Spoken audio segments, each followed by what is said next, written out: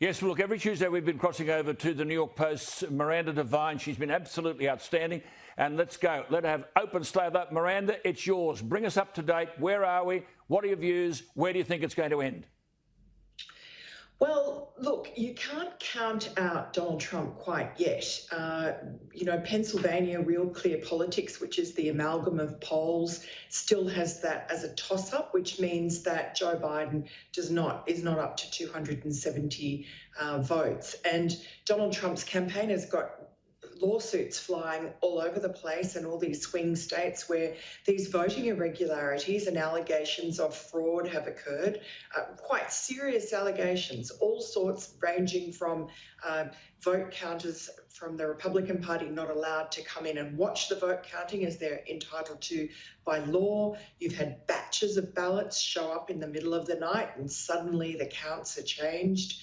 A lot of very dodgy behaviour, and America is not a stranger to election fraud. So we'll see where that all pans out.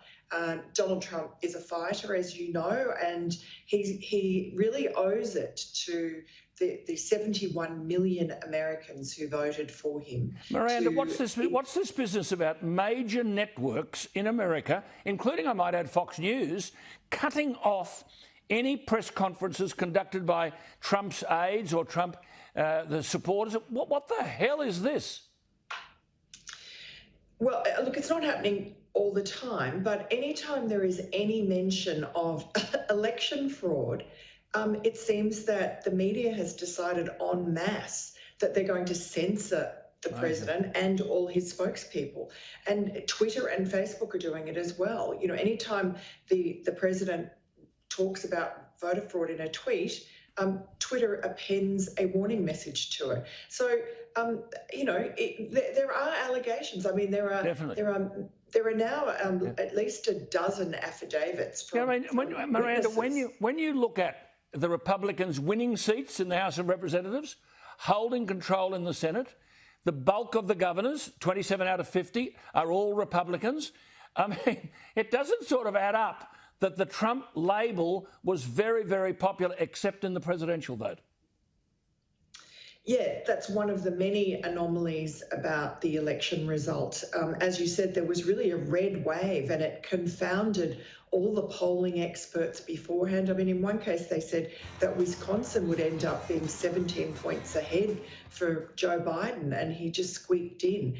We now have 5 states that are on less than 1% margin between Donald Trump and Joe Biden.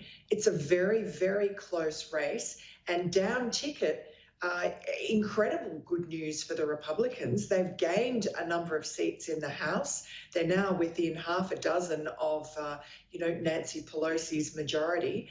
And in the Senate, they look to have kept their majority, although there is a quite worrying case of two Senate races in Georgia that have to be rerun.